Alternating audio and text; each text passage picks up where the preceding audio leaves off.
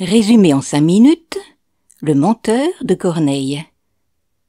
Imaginez qu'on est tous réunis le soir à la lueur des chandelles, et je vous raconte l'histoire de ce jeune homme trop malin pour son propre bien. Il était une fois à Paris, au XVIIe siècle, un jeune étudiant en droit qui revenait de Poitiers, Dorante.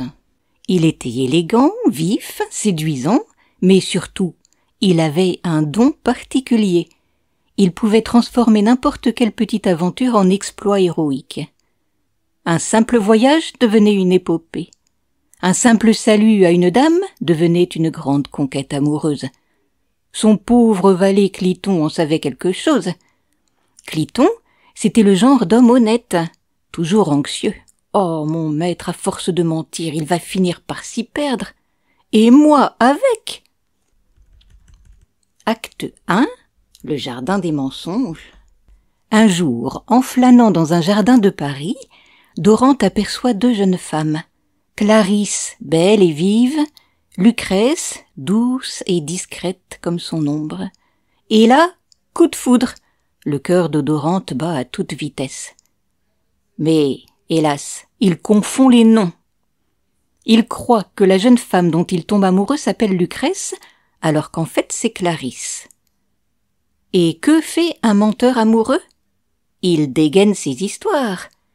Il raconte qu'il a combattu en duel contre 3 hommes, qu'il a séduit des princesses en voyage, qu'il est revenu couvert de gloire et de cicatrices héroïques, imaginaires bien sûr. Les 2 jeunes femmes échangent des regards malicieux. Ce garçon est charmant, mais il parle beaucoup, non? Et derrière, Cliton se ronge les ongles. Ça y est, il recommence. Acte 2. Les mensonges s'en mêlent. Dorante poursuit sa séduction à coups de mensonges.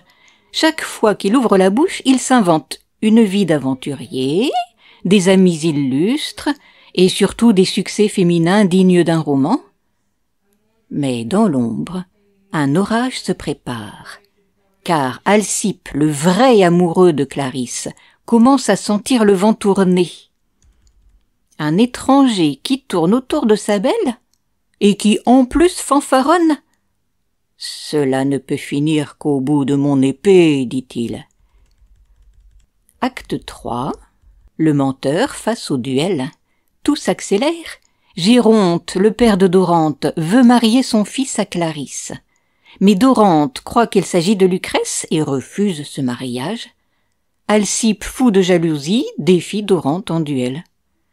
Notre menteur est alors pris à son propre piège. Pour sauver sa peau, il s'invente un mensonge encore plus énorme. Un duel? Mais je ne peux pas. Je suis déjà marié en province. Cliton en reste bouche bée. Ah, monsieur, là, on touche le fond du puits des mensonges. Et comme toujours, plus on ment, plus on s'enfonce. Les jeunes femmes comprennent le manège et décident de se venger avec élégance. Actes 4 et 5. Le château de cartes s'écroule. Tout finit par s'en mêler et toutes les vérités éclatent. Dorante avoue qu'il n'a jamais été marié, qu'il n'a jamais combattu personne, et qu'il s'est inventé toute sa vie pour paraître plus intéressant. Heureusement, dans une comédie de Corneille, le rire domine la colère. Géronte, amusée et un peu soulagée, pardonne à son fils. Clarisse, charmée malgré tout, accepte son amour sincère une fois la vérité rétablie. Lucrèce retrouve sa tranquillité. Alcippe renonce à sa jalousie et Cliton peut enfin souffler. Ouf, peut-être qu'il dira vrai. Au moins jusqu'à demain matin. Ces histoires sont des masques sous l'éclat des mots où ils cachent une angoisse très humaine. La pièce nous fait sourire de ces exagérations, mais elle nous pousse aussi à réfléchir sur le pouvoir des mots qui peuvent fabriquer une existence, sur la frontière fragile entre rêve et imposture, sur notre propre tendance à enjoliver la réalité pour paraître aux yeux des autres.